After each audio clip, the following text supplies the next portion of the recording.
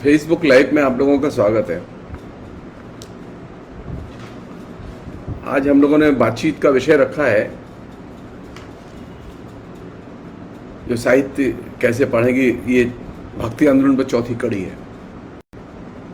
ये दक्षिण भारत का जो भक्ति आंदोलन था उसकी मूल चिंताएं क्या थी, वो किस तरह की समस्याओं को फेस कर रहा था।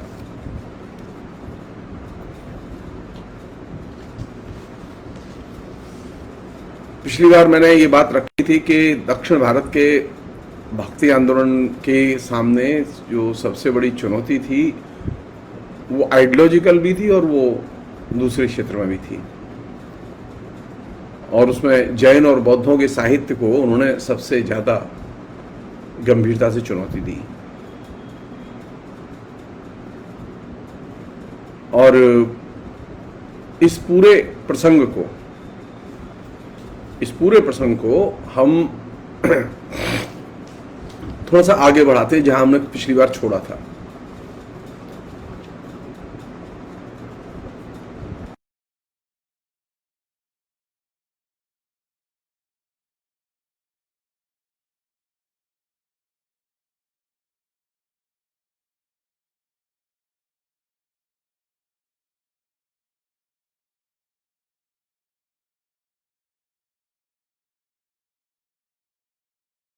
में जो आलवार संतों ने और नयनार संतों ने जो आंदोलन शुरू किया, उस आंदोलन की जो सबसे शानदार चीज थी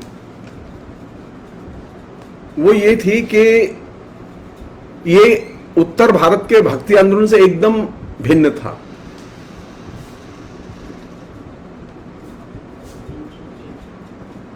उत्तर भारत के भक्ति आंदोलन के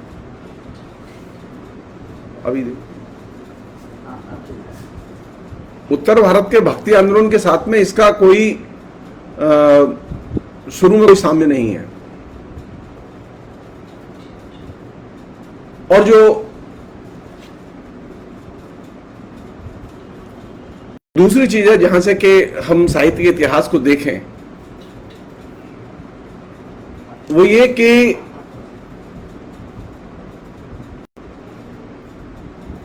भक्ति आंदोलन की शुरुआत एक ऐसे समय पे हुई जबकि सामंतवाद आ चुका था। नॉर्मली क्या है कि हम साहित्य को देखते समय साहित्य की परंपराओं को देखते हैं और साहित्य की परंपराओं में उसके संबंध को देखते हैं, लेकिन इससे बहुत सारी चीजें समझ में नहीं आती। खासतौर पर साहित्येतर जो कारक हैं वे समझ में नहीं आते। तो भक्ति आंदोलन की जो शुरुआत हुई, जिसका के श्रेय नयनार संतों और आलवार संतों को जाता है, या शैव या वैष्णव परंपरा के संतों को जाता है,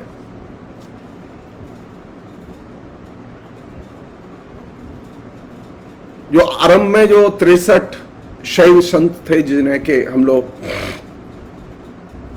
नायनार संत के तौर पर जानते हैं, वो नायनार संत जो थे वो उनका कार्य क्षेत्र और उसका समय है वो 6वीं शताब्दी से लेकर 9वीं शताब्दी के बीच का।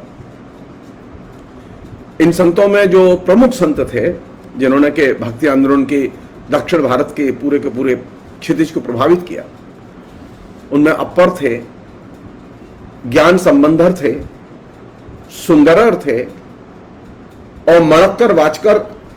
ये 4 बहुत महत्वपूर्ण नायनार संत थे जिन्होंने कि नायनार संतों की पूरी जो संस्कृति है और दृष्टिकोण है उसको एक तरह से आर्टिकुलेट किया। और जैसे कि हमारे यहाँ कैलेंडर कल्चर ने प्रोपेगेट किया, उत्तर भारत में कैलेंडर कल्चर में एक चीज थी जो कि इनिशियली इन शैव संतों के यहां से आई। ये जो शैव संत भक्त थे, नायनार भक्त कवि, इन नयनार भक्त कवियों ने ब्रह्मा विष्णु महेश की ये जो त्रिमूर्ति है, इस त्रिमूर्ति को सबसे पहले इन्हीं ने स्थापित किया। अब आप सोचिए, ब्रह्मा विष्णु महेश के ऊपर असंख्य गीत लिखे इन संतों ने, हमारे यहाँ में गीत अब नहीं है, हमारे यहाँ सिर्फ ब्रह्मा विष्णु महेश जो है वो कैलेंडर कल्चर का हिस्सा है। तो दक्षिण से जो संत परंपरा शुरू हुई, उस संत परंपरा का जो विसर्जन है,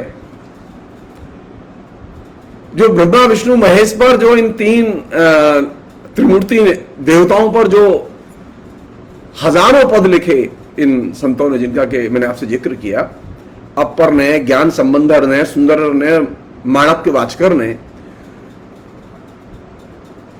ये पहली बार ये तीन एक साथ साहित्यिक क्षेत्र में एक त्रिमूर्ति के तौर पर दाखिल होते हैं। बल्कि मैं अपना जितना थोड़ा बहुत मुझे संस्कृत साहित्य का ज्ञान है, मैं उसके आधार पर कह सकता हूं कि त्रिमूर्ति की उपासना में रचनाएं संस्कृत साहित्य में नहीं लिखी गई। एक तरह से नया प्रयोग था। तो एक तरफ ये दक्षिण के जो संत हैं, उन्होंने ये त्रिमूर्ति ब्रह्मा विष्णु महेश, ये ब्रह्मा विष्णु महेश की परंपरा उत्तर भारत में है ही नहीं। बल्कि यह कहना ज्यादा सही होगा कि जब कैलेंडर कल्चर आई तो कैलेंडर कल्चर के साथ में ब्रह्मा विष्णु महेश की परंपरा की शुरुआत होती है। हां, यह बात जरूर है कि ब्रह्मा विष्णु महेश की मूर्तियों की परंपरा जरूर उत्तर भारत के मंदिरों में मिलेगी आपको।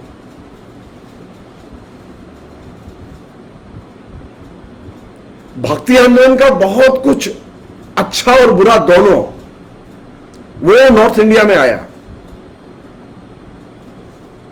लेकिन हमारे जो उत्तर भारत के जो हिंदी के कवि थे वह शुरू में वे ब्रह्मा विष्णु महेश पर कविताएं नहीं लिखते थे। दूसरी परंपरा जो थी, जो कि शुरू हुई, जिसे वैष्णव परंपरा कहते हैं, उस वैष्णव परंपरा में जिससे दिव्य प्रबंधम, जिसकी महान रचना है उस परंपरा की,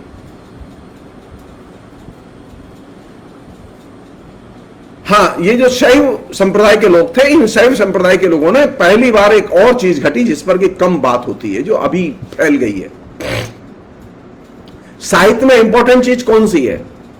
साहित्य में इंपॉर्टेंट चीज है जो कि पहली बार नायनार संतों ने जिसकी की नींव डाली, भक्त की अनुभूति। अनुभूति का प्रश्न साहित्य का पहला बुनियादी प्रश्न अगर बनाया किसी ने, तो वो नायनार संतों ने बनाया। ये जो आधुनिक काल में जो ये अभी जो चल रहा है पिछले 40, 45, 50 साल से भारत में, खासतौर पर नॉर्थ इंडिया में, हिंदी में, दलित साहित्य, स्त्री साहित्य, दलित साहित्य और स्त्री साहित्य में जो इंपॉर्टेंट चीज है, जिसकी वजह से वे साहित्य के ट्रेडिशन से अपने को अलग करते हैं, हिंदी की जो साहित्य की मूल धारा है, मुख्य धारा है, उससे वो अपने अलग करते हैं। वो इसी आधार पर अलग करते हैं कि अनुभूति के आधार पर। वो कहते हैं कि दलित की जो अनुभूति है वो सिर्फ दलित के पास हो सकती है, वो और किसी के पास नहीं हो सकती। स्त्री की जो अनुभूति है वो स्त्री के पास ही हो सकती है, पुरुष के पास संभव नहीं है। तो अनुभूति का जो एलिमेंट है साहित्य में, उसका बीजारोपण अगर किसी ने किया तो वे ये शैव संप्रदाय के जो नायनार संत थे, जिनकी संख्या 63 थी, उनमें ये 4 जिनका कि मैंने अभी आपसे जिक्र किया, ये 4 प्रमुख थे। इन 4 नायनार संतों ने जो इंपॉर्टेंट चीज डेवलप की, ब्रह्मा विष्णु महेश की इमेज के अलावा जो इंपॉर्टेंट चीज डेवलप की, वो ये थी कि साहित्य में महत्वपूर्ण है अनुभूति। संस्कृत के साहित्य के इतिहास की परंपरा में अनुभूति महत्वपूर्ण नहीं थी, और यह संस्कृत की साहित्य की जो परंपरा थी, विशाल परंपरा थी एपिक की।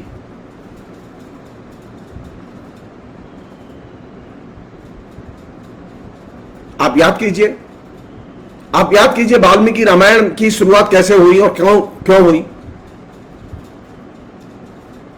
क्रौंच वध को देखकर वाल्मीकि का हृदय दुखी हुआ,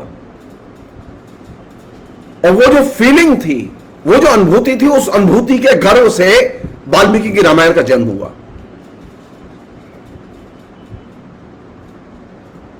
बाकी इस समय तो साहित्य जो विषय चयन करते थे, विषय चुनते थे, उसके बाद में साहित्य लिखते थे, अनुभूति उसमें प्रमुख नहीं थी, बल्कि साहित्य में दूसरी चीजें प्रमुख थी, जिसे हम लोग फॉर्म कहते हैं साहित्य के।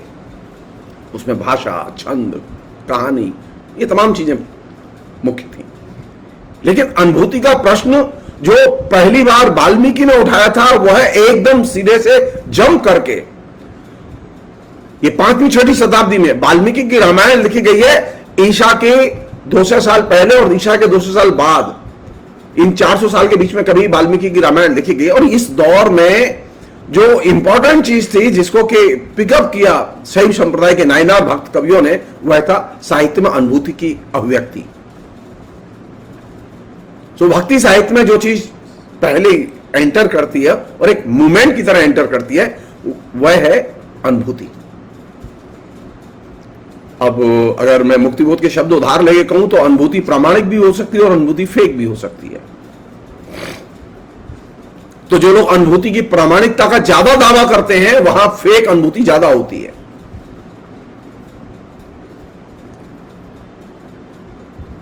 नई कविता के लोगों ने और बाद में और लोगों ने भी अनुभूति की प्रामाणिकता का दावा किया। अनुभूति की प्रामाणिकता एक कॉन्सेप्ट ही था जिस पर के नई कविता में बहस चलती रही। तो उस पर मुक्तिबोध को यह कहना पड़ा कि यहां अनुभूति की प्रामाणिकता के नाम पर अनुभूति का फ्रॉड अधिक है। तो साहित्य के पहले आंदोलन में जो इंपॉर्टेंट एलिमेंट जो संस्कृत साहित्य से हटके जनभाषा के साहित्य में दाखिल होता है,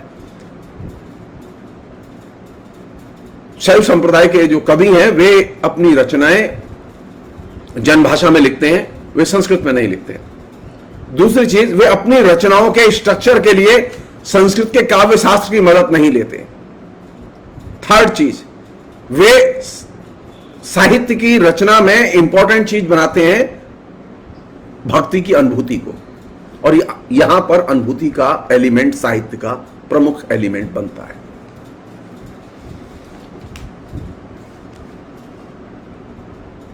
इन शैव संप्रदाय के जो लेखक थे, इनसे भिन्न दूसरी परंपरा थी विष्णु संप्रदाय के लोगों की। और ये विष्णु संप्रदाय के मानने वाले जो लेखक थे, जिन्हें हम लोग आलवार संत कहते हैं, उन्होंने जो रचनाएं लिखी, दिव्य प्रबंधम के नाम से जो रचनाएं उपलब्ध हैं 8 खंडों में हिंदी में, हो सकता है वहां और भी हो, मैं नहीं जानता तमिल में, लेकिन जो 8 खंड में हिंदी में उपलब्ध है, इनमें 12 संत थे, वहां 63 थे या 12 थे, और इन 12 संतों में एक महिला भी थी।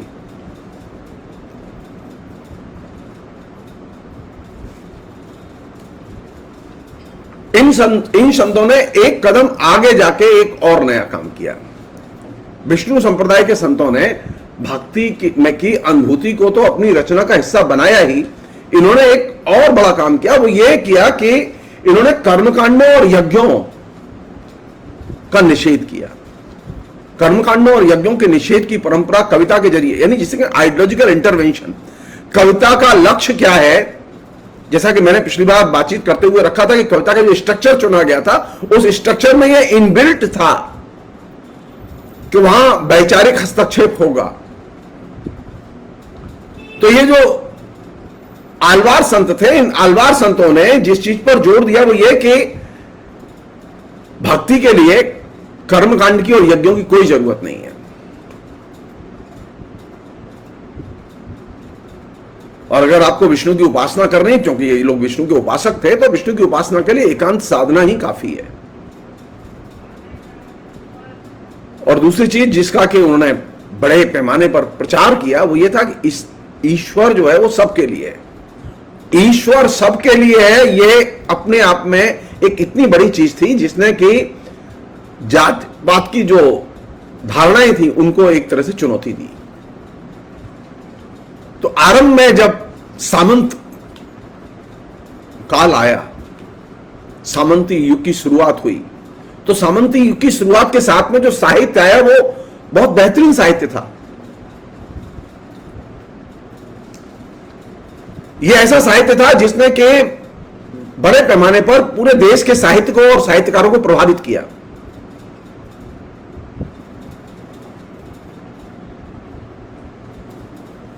जाति साहित्य का हिस्सा नहीं होगी, यज्ञ कर्मकांड साहित्य का हिस्सा नहीं होंगे। जो लेखक है उसकी चुनौती का एरिया जो होगा वो इतना व्यापक बनाया है इन लोगों ने। मसलन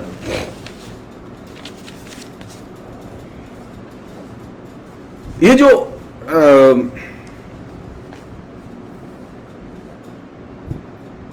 अनवरत प्रार्थना और अनवरत भक्ति, ये दो कॉन्सेप्ट पहली बार आलवार संतों ने इंट्रोड्यूस किए। पहले क्या था कि पहले जो उपासना के जो रूप प्रचलन में थे उनमें ये एक तरह से इवेंट केंद्रित थे, लेकिन अब जो भक्त थे वो अनवरत भक्ति में रहते थे। अब एक आइडियोलॉजिकल चीज थी जो इन्होंने क्रिएट की, जिस पर के विवाद हो सकता है, और विवाद हुआ भी बाद में।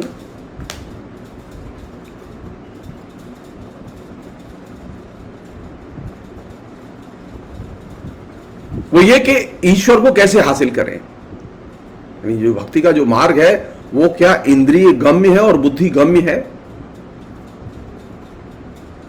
तो आलवार संतों ने इस बात पर जोर दिया कि नहीं, भक्ति न तो इंद्रिय गम्य है न बुद्धि गम्य है, बल्कि भक्ति को अर्जित करने के लिए ध्यान की जरूरत है। और एक नया एलिमेंट जो कि पहले कभी नहीं था साहित्य की, जितनी भी भक्ति की रचनाएं हैं उनके पहले की, वो ये था ध्यान और प्रेम। ये प्रेम का एलिमेंट भक्ति में सेकंड बड़ा एलिमेंट था। यानी जिस तरह से नायनार संतों ने अनुभूति के एलिमेंट को भक्ति साहित्य का प्रमुख हिस्सा बनाया, उसको तो इन्होंने बरकरार रखा ही, लेकिन यहां एक नया एलिमेंट इंट्रोड्यूस किया। वो ये था कि आप ध्यान करें, लेकिन ध्यान अगर प्रेम के साथ नहीं करेंगे तो भक्ति सार्थक नहीं होगी। तो कविता में पहली बार प्रेम दाखिल होता है, कविता में पहली बार एकाग्रता दाखिल होती है। ये जो भक्ति की कविता है, ये भक्ति की कविता किस चीज का निषेध करती है? कविता में क्या चीज होनी चाहिए? जब ये कहते हैं कि भक्ति को इंद्रिय गम्य और बुद्धि गम्य नहीं होना चाहिए, इसका मतलब कविता का जो एरिया है वो कहां है? कविता में आपकी सघन अनुभूतियां, जिसे वो लोग ध्यान कहते हैं, और कविता में प्रेम।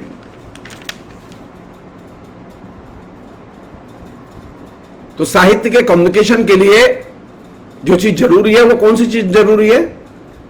कि साहित्य ऐसा हो जो कि प्रेम पैदा करे। साहित्य ऐसा हो जो अनुभूति पैदा करे। बुद्धिगम्य बनाएंगे तो वहां विचारधारा प्रमुख हो जाएगी, और इंद्रियगम्य बनाएंगे तो वहां श्रृंगार रस प्रमुख हो जाएगा। तो ये दोनों चीजें भक्ति आंदोलन के कवियों के यहां एक तरह से निषेध के तौर पर ली गई। इसलिए उन्होंने कहा कि भक्ति जो है वो बुद्धिगम्य और इंद्रिय गम्य नहीं है। तो जब हम भक्ति काल के साहित्य पर बात करें तो भक्ति को आप थोड़ी देर के लिए हटा दीजिए और फिर देखिए कि साहित्य में किस चीज पर लेखक जोर दे रहा है। बिना भक्ति का आवरण हटाए आप वहां साहित्य के जो मूल्यवान तत्व है उसे आप सामने ला ही नहीं सकते। तो साहित्य के लेखन के लिए इंपॉर्टेंट है अनुभूति।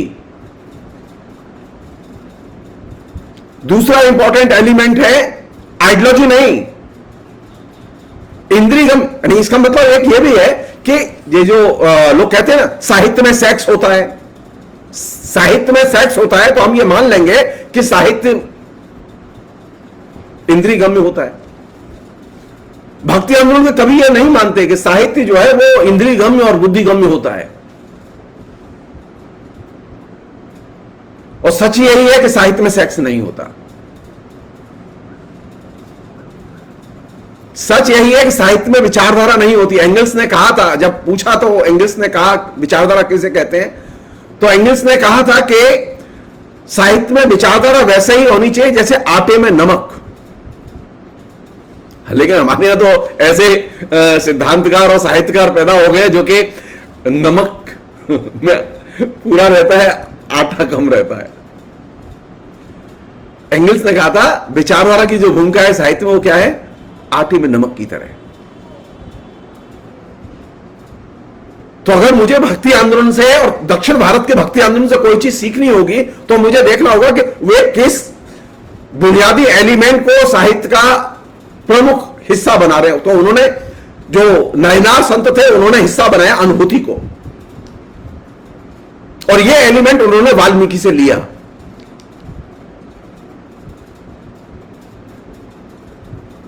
दूसरी चीज जो वैष्णव संप्रदाय के कवियों ने पैदा की, जो कि साहित्य की बहुत महत्वपूर्ण चीज है, जिससे कायदे से साहित्य को समझने में मदद मिल सकती है, वो ये कि साहित्य इंद्रिय गम्य बुद्धि गम्य होगा तो वो कम्युनिकेटिव नहीं होगा। इसलिए उन्होंने कहा भक्ति इंद्रिय गम्य बुद्धि गम्य नहीं होती, बल्कि भक्ति के लिए क्या चाहिए, ध्यान और प्रेम, यानी सघन अनुभूति हो और आपके अंदर, आपकी रचना के अंदर दिल जीतने की कला।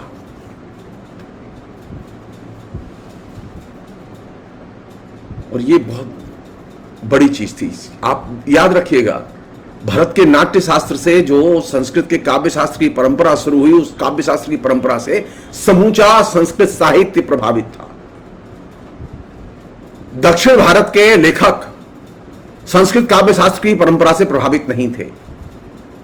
ये कंटेम्परेरी लोग थे, ये ऐसे लोग थे जब एपिक लिखे जा रहे थे संस्कृत में, लेकिन ये एपिक नहीं लिख रहे थे। इन्होंने एपिक लिखने से मना किया, इन्होंने किसी ने एपिक नहीं लिखा। बल्कि मजेदार बात यह है कि मैं चूंकि उस भाषा को नहीं जानता, अगर जानता होता तो बड़ी मेरे लिए बड़ा अच्छा होता कि मैं मलयालम जानता या तमिल जानता, जिसे हम लोग आधुनिक काल में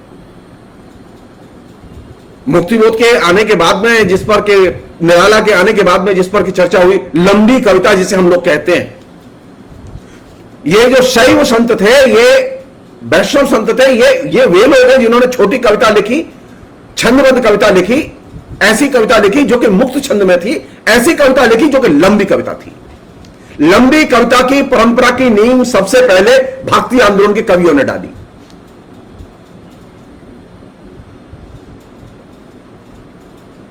तो ये जो नया जेनर है जिस पर खूब बहस होती है हिंदी में, और कहते हैं कि राम की शक्ति पूजा एक लंबी कविता है, अंधेरे में एक लंबी कविता, लंबी कविता के रचना विधान, ये तो तमाम किस्म की चीजें हिंदी में आती है। तो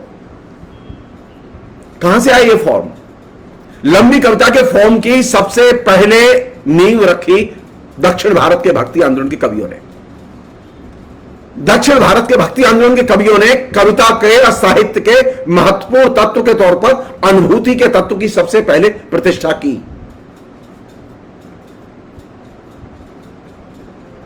साहित्य में विचारधारा प्रमुख नहीं है,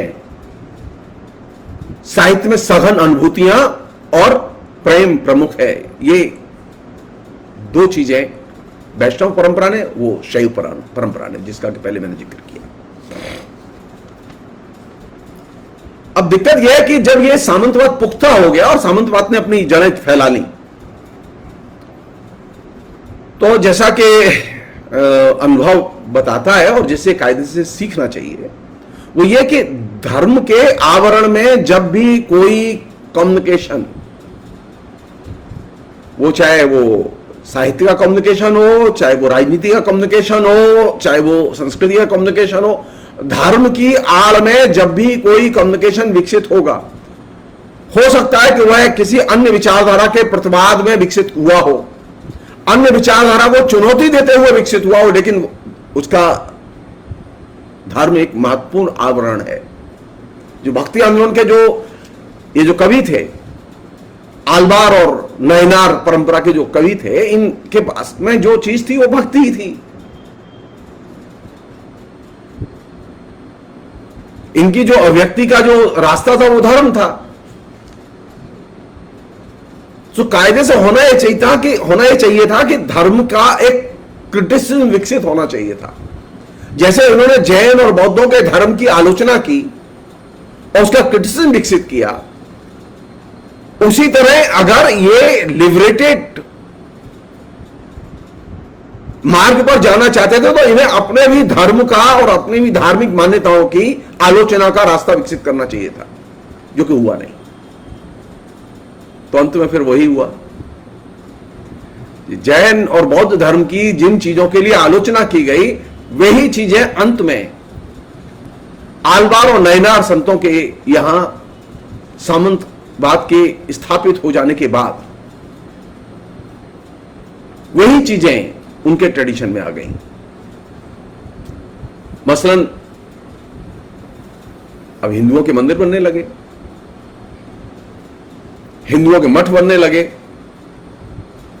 हिंदुओं की पाठशालाएं बनने लगी, यानी प्रवचन की जो जगह थी वो बनने लगी। आपने बौद्धों और जैनियों का इन्हीं चीजों के लिए विरोध किया था। ये दक्षिण भारत के संत कवियों ने इसी के लिए विरोध किया था।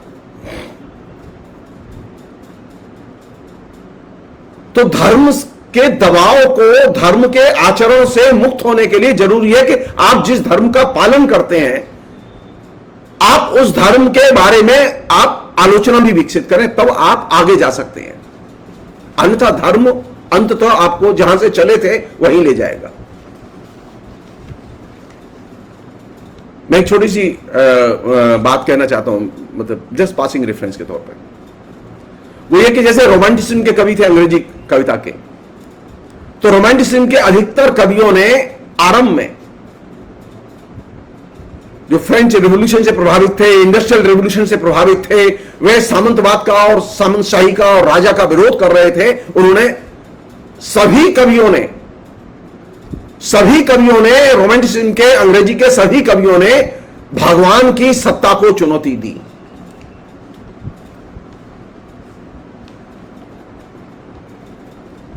और अंत में देखा क्या हमने? शुरू में तो आपने इंडस्ट्रियल रिवॉल्यूशन के लिए, फ्रेंच रिवॉल्यूशन के, डेमोक्रेसी के लिए आपने भगवान की सत्ता को चुनौती दी, लेकिन भगवान का क्रिटिक विकसित नहीं हुआ। सो कहां लौटे? एक शैली को छोड़ के अधिकतर कवि पुनः फिर ईश्वर की शरण में लौट गए। आप देखिए हमारे यहां भी ये परंपरा है ईश्वर की तरफ लौटने की, धर्म की तरफ लौटने की। आधुनिक काल में भी ये परंपरा है। भक्ति आंदोलन में ही खाली नहीं है, ये छायावाद के कवियों में भी ये परंपरा है, ये एलिमेंट है।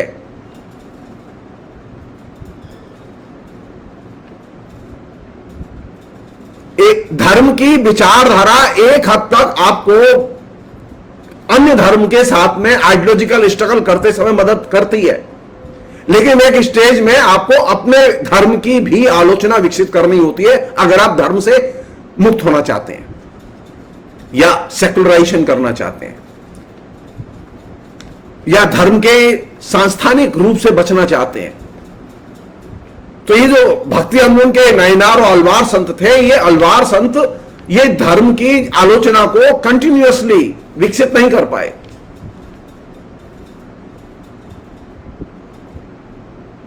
जैन और बौद्ध धर्म की तो आपने बहुत सारी धार्मिक विद्रूपताओं का विरोध किया,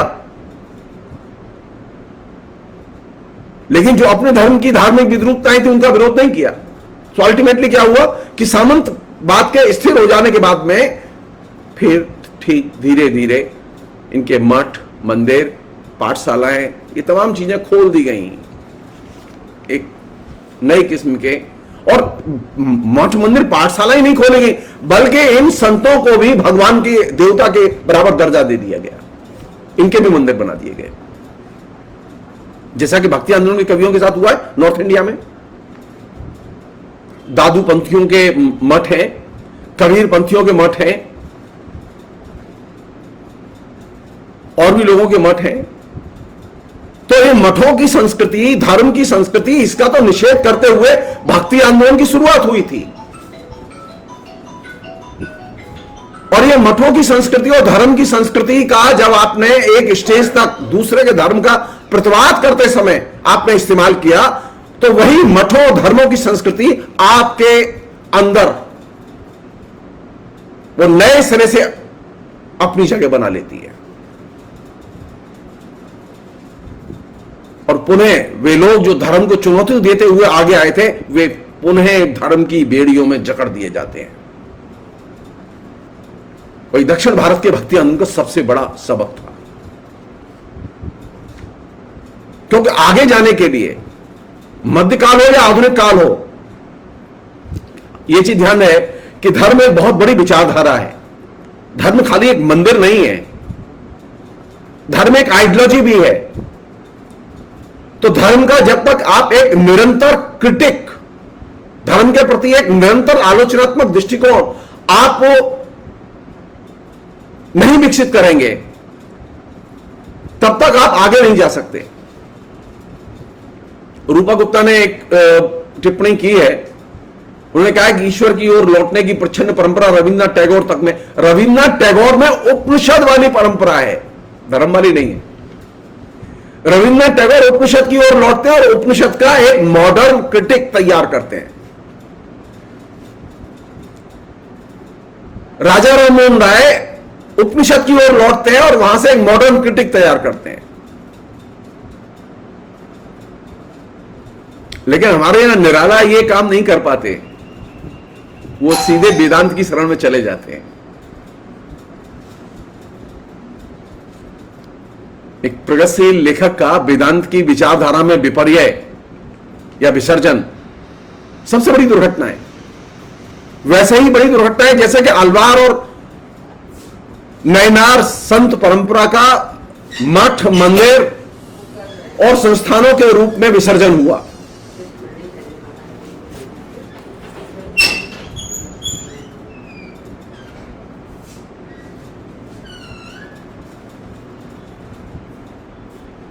एक अन्य पहलू है जो कि दक्षिण भारत के भक्ति आंदोलन का बहुत महत्वपूर्ण पहलू है, वो ये कि ये जो भक्ति आंदोलन के कवियों ने जो कविताएं लिखी, उन कविताओं में दो तीन चीजें बहुत ही इंपॉर्टेंट हैं जो कि बहुत ही अच्छी लगती हैं, जिन्हें कि कायदे से साहित्य का हिस्सा माना जाना चाहिए। वो भक्ति भक्ति करके हमने उसे एक तरह से हाशिए पर डाल दिया है। वो ये कि ये जो भक्ति आंदोलन के कवि हैं, नैनार और आलवार, इनके यहां भावों की अभिव्यक्ति के लिए सरलता का और सरलता के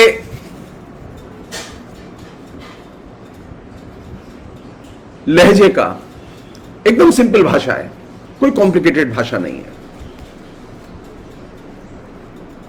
और एक ऐसी भाषा और एक ऐसा आइडिया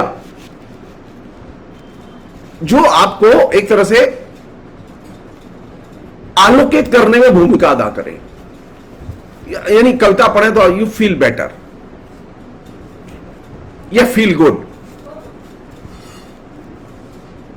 और ये जो फील बेटर और फील गुड के जरिए कविता के नए सौंदर्य को रचा गया। तो कविता का नया सौंदर्य कहां से आता है कि कविता पढ़ते समय आपको अच्छा लगे,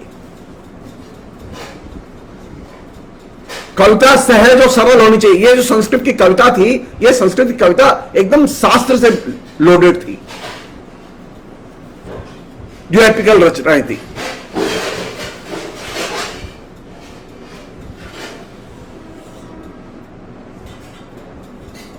तो कविता में भावों की सघन अनुभूति तो हो, लेकिन वह अनुभूति आपको उदात्त की ओर ले जाए।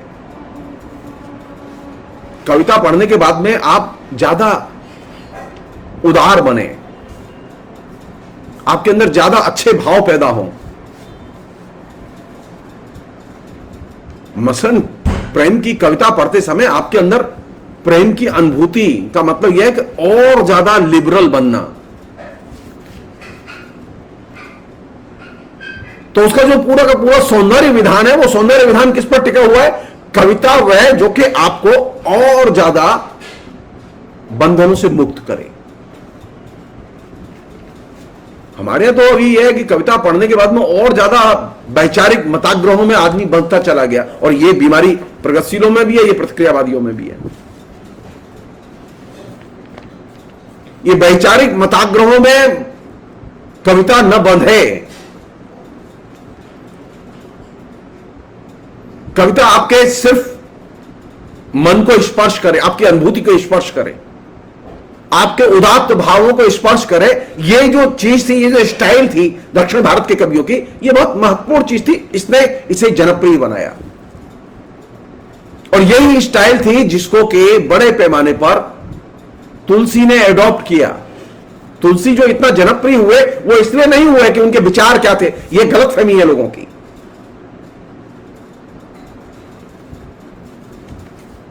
कविता का सौंदर्य उसकी सरलता और वे भाव जो कि आपके सीधे हृदय को, वे अनुभूतियां जो आपके हृदय को सीधे स्पर्श करें।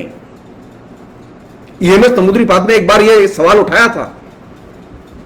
जो लोग मुक्तिबोध को बहुत कोट करते हैं ना, मुक्तिबोध के एक निबंध को, जिसमें कि उन्होंने निर्गुण आंदोलन के न फैल पाने की बात कही। ईएमएस ने एक बात उठाई है जो कि विचार के लिए बहुत महत्वपूर्ण है। हमें यह सोचना चाहिए कि वह कौन से कारण है कि तुलसी आज भी साधारण जनता में सबसे ज्यादा जनप्रिय है। वे कौन सी चीजें हैं जो कि मजदूरों की बस्तियों में भी अखंड रामायण के पाठ चलते रहते हैं। गरीब से गरीब आदमी भी रामायण पढ़ के और रामायण सुनते समय वह टपाटप आंसुओं से रोता रहता है। एक जमाना था कि रामायण जो है वो गरीबों को बहुत अपील करती थी। क्यों? कौन सी चीज थी वो? उसकी विचारधारा नहीं, उसका वह सौंदर्य विधान जो कि सरलता से सीधे डायरेक्ट पाठक की अनुभूतियों को एड्रेस करता था। कहानी तो राम की थी, लेकिन अनुभूतियां तो पाठक की थी।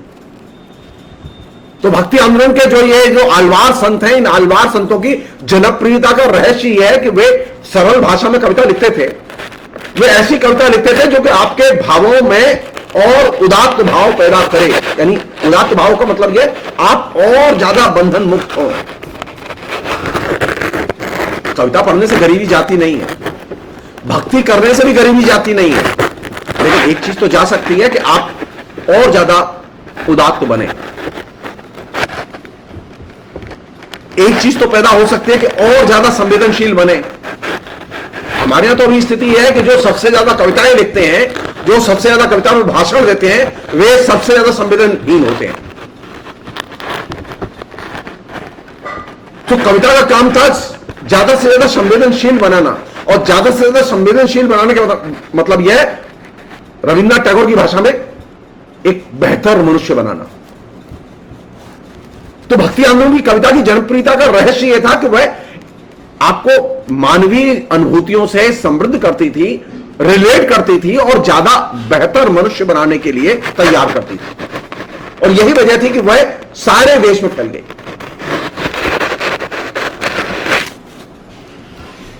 अरे सारे लोग जानते हैं कि भाजपा के लोगों का, आरएसएस के लोगों का तुलसीदास से कोई लेना देना नहीं है। वो तुलसीदास का तो नहीं जानते।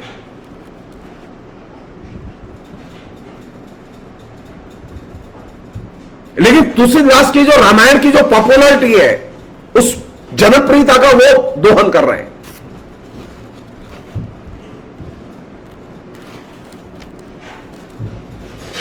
आप किसी से बात कीजिए, सबसे अच्छी आलोचना किसने लिखी? सबसे अच्छी रामचंद्र शुक्ल की आलोचना है, सबसे अच्छी और दूसरे हिंदी के प्रसिद्ध लेखकों की आलोचना है। लेकिन क्या वह आलोचना हम जनप्रिय कर पाए? आलोचना का मतलब है कि और ज्यादा संवेदनशील बनाना। क्या हम हिंदी के पाठक को, लेखक को और ज्यादा संवेदनशील बना पाए? क्या हम उसे और अच्छा मनुष्य बना पाए? अगर और अच्छे मनुष्य बने होते तो हिंदी के विभाग इतने बदसूरत न होते, हिंदी के प्रोफेसर इतने बदसूरत न होते, इतने हृदयहीन न होते। तो दक्षिण भारत की जो कविता है, जिसका कि स्रोत, जिसकी धुरी है, वो सरल भी है, वो उज्जवल भावों की सृष्टि भी करती है और वो अधिक से अधिक संवेदनशील बनाती है और उसमें अनुभूति और प्रेम भी है। और आपने क्या किया कि आपने कुल मिला के इसको शैव भक्ति, विष्णु भक्ति, ब्रह्मा विष्णु महेश की भक्ति, अपने भक्ति में इसे कन्वर्ट कर दिया। मैं बार बार कहता रहा हूं कि भक्ति आंदोलन की या मध्यकाल की किसी भी चीज को पढ़ने के लिए पहली शर्त है कि आप उसके ऊपर जो ये धर्म का आवरण है, जो कि आइडियोलॉजी की तरह काम करता है, उस धर्म के आवरण को हटा दीजिए, आपको ज्यादा अच्छा लगेगा।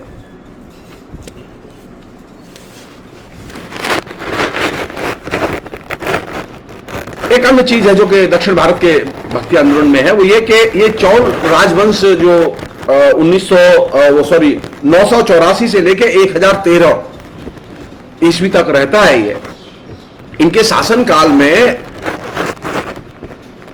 3 बड़े महत्वपूर्ण कवि थे, अपर, संबंधर और सुंदर।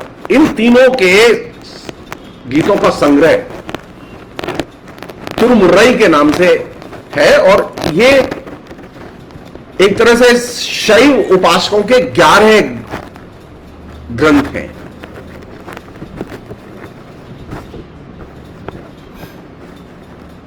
इनमें तेवारम नाम से भी एक संत शामिल है, एक ग्रंथ शामिल है।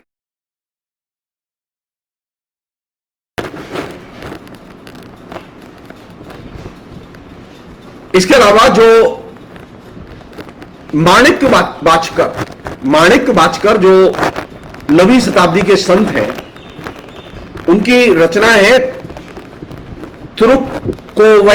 तिरुक्कोवई, ये उनका कलेक्शन है। और शैव नायर कवियों की जो उन्होंने एक पूरा जिसे कहे कि कल्पित कहानियों का एक तरह से संकलन तैयार किया, उसको शेकियार नामक एक कवि ने निकाला और उसका नाम था पेरिय पुराणम।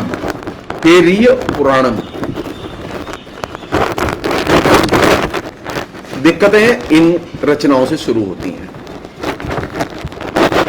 ये सामाजिक कविता में सामाजिक रीति रिवाज, अद्भुत और रहस्यमय अंधविश्वास की कथाएं ये आनी शुरू हुई। ऐसा नहीं है कि, और जैसा कि मैंने आपसे कहा कि जिन चीजों का विरोध किया था जैन और बौद्धों के साहित्य का और जैन और बौद्धों के संप्रदाय का विरोध करते समय इन नयनार और आलवार संतों ने, ठीक उन्होंने वही काम किए। उन्होंने अपने मठ बनाए, मंदिर बनाए और अंत में राजाओं ने उन संत कवियों को देवता बना दिया। अब उनके मंदिर भी हैं। और सबसे जो डिक्लाइन का फेज, आइडियोलॉजिकली डिक्लाइन का फेज जिसे हम लोग कहें, साउथ में वो शुरू होता है तब, यानी इसकी शुरुआत हो चुकी है भक्ति आंदोलन के इन्हीं कवियों के अंदर से लास्ट में, क्योंकि ये जो धर्म के प्रति एक निरंतर आलोचनात्मक विवेक, भक्ति के लिए महत्वपूर्ण था अनुभूति और प्रेम, ये 2 चीज महत्वपूर्ण थी। लेकिन ये 2 चीजें धीरे धीरे हाशिए पर डाल दी गई और सामंतवाद के स्थिर हो जाने के बाद में अब दूसरी चीजें सामने आ गई, जिससे कि हम लोग बुद्धिगम्य कविता, विचार सामने आ गए। ऐसी कविताएं सामने आ गई जो कि अंधविश्वासों पर जुड़ी हुई थी, ऐसी थी जो तमाम किस्म की काल्पनिक बोगस कहानियां जिनमें भरी हुई थी। ये वो पृष्ठभूमि है जो कि पृष्ठभूमि संयोग से शंकराचार्य को मिली और शंकराचार्य ने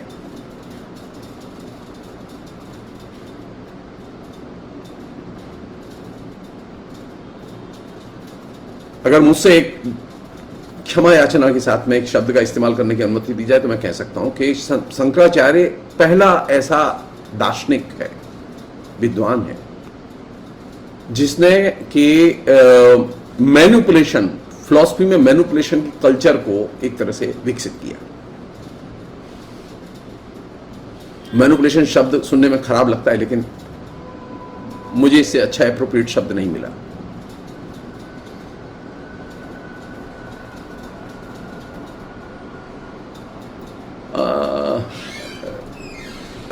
राजेश चौहान ने एक सवाल पूछा है बीच में, मैं उसे, भक्त कवियों की जनप्रियता और मंची कवियों की जनप्रियता के फर्क को कैसे समझें? राजेश जी, हम लोग बेहतर यह है कि मंची कविता को इसमें न लाए तो ज्यादा अच्छा है। मंची कवि जनप्रिय कवि नहीं है, वो मास कल्चर के कवि हैं। मास कल्चर का कवि वही है जिसे यूज एंड थ्रो हम कहते हैं। आपने थोड़ी देर कविता सुनी, आपने ताली बजाई, आप खुश हुए, आप घर चले गए। मंची कवि तब तक ही उसकी कविता अच्छी लगती है जब तक वो मंच पे पढ़ता है, उसके बाद में उस कविता का कोई इंपैक्ट नहीं होता, क्योंकि उसका न तो आपके आस्वाद से संबंध है, न आपके प्रेम से संबंध है, न आपकी रागात्मक अनुभूतियों से संबंध है। वो मंची कवि चाहे कोई भी हो। भक्त कवियों ने प्रेम को और अनुभूति को बहुत महत्वपूर्ण हिस्सा बनाया और एक तरह से कल्ट पैदा किया साहित्य में।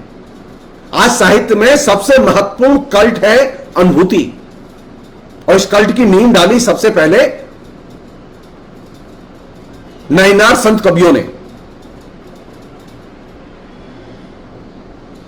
भक्ति आंदोलन की साउथ में भी और नॉर्थ में भी जो कल्ट फीलिंग है वो है क्या? प्रेम।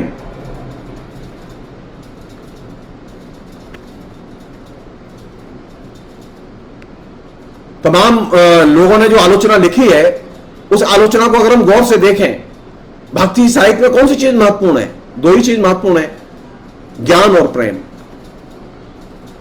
दो ही की चर्चा है। इंपॉर्टेंट कौन सी चीज है? प्रेम। ज्ञान महत्वपूर्ण नहीं है। इसलिए ये एक अपने आप में एक दिक्कत है जब हम भक्ति आंदोलन में बात करते हैं कि भक्ति आंदोलन ने एक आइडियोलॉजिकल, एक इतना सॉलिड स्ट्रक्चर कविता का तैयार किया, एक ऐसा स्ट्रक्चर तैयार किया कि जो श्रृंगार साहित्य के पूरे स्ट्रक्चर को तहस नहस कर देता है, उसको एक्सेप्ट ही नहीं करता। एपिक ने जो स्ट्रक्चर तैयार किया था उसे एक्सेप्ट नहीं करता।